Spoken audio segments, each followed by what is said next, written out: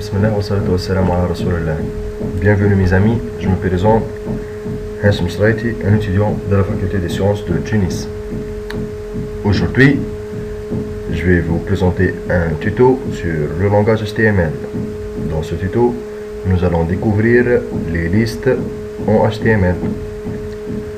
En général, une liste est une structure multiple pour présenter un ensemble des articles ou de données en général. Il faut savoir qu'on a trois types de listes. Les listes à puces, les listes numérotées et les listes de définition. Je vais commencer par présenter la liste à puces, qui sont en général les listes non ordonnées. C'est-à-dire, on n'a pas besoin de définir un ordre pour les items ou les articles de cette liste. Cette liste s'écrit dans la balise UL. La balise UL, U pour unordered, c'est-à-dire non ordonné, et L pour liste. Donc c'est unordered list. Les listes à puces, ce sont les listes non ordonnées. Cette liste contient des articles ou des items. Chaque item est représenté après dans une balise LI. List item ou item de la liste. Une liste peut contenir plusieurs items.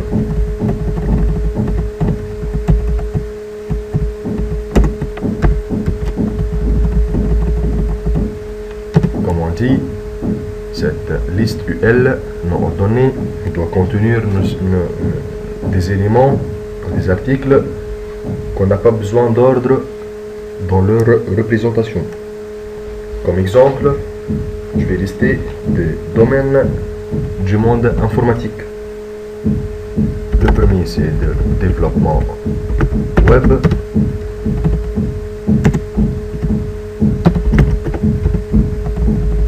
Le deuxième item, c'est le réseau.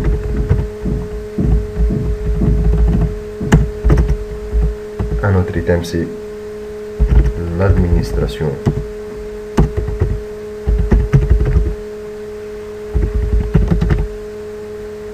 De base de données. Un autre item, c'est l'administration.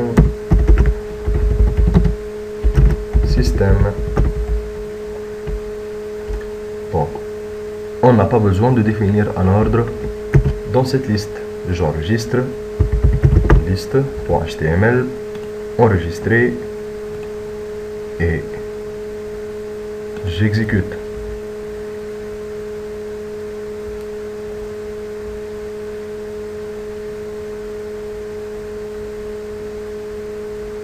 Donc, on voit la liste à puces. Ces cercles là devant chaque item sont appelés des puces. C'est pour cela qu'on appelle liste à puces. C'est une liste non ordonnée. Je passe maintenant à un autre type de liste. C'est le liste ordonnée. Donc cette liste contient des items qui suivent un ordre bien déterminé. L'ordre, on appelle ordered ou list. Donc, c'est la balise OL. Et comme la précédente, contient DLI.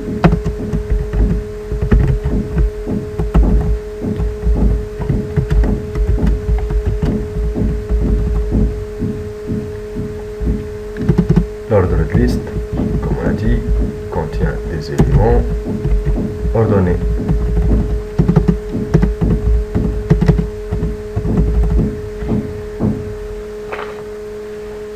Les items sont, comme exemple, apprendre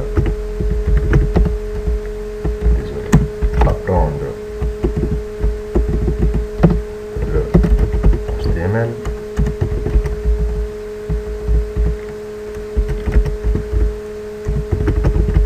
prendre le CSS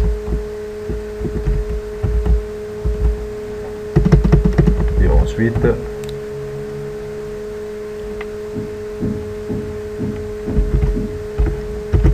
développer en JavaScript. Ce sont des étapes qu'un développeur web doit suivre.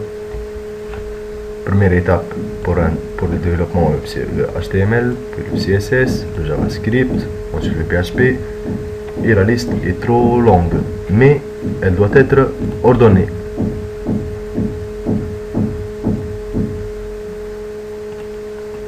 Je refresh, et voilà, 1, 2, 3, donc la liste est bien ordonnée.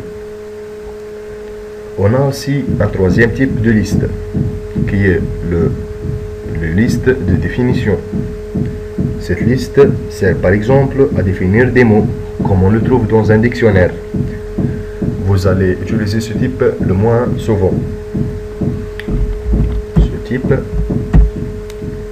s'écrit Definition List, donc DL, et la balise fermante DL. Chaque item contient le mot à définir entre DT et sa définition entre DD. Par exemple, je prends le HTML. La définition du HTML, c'est le hypertext, markup, language.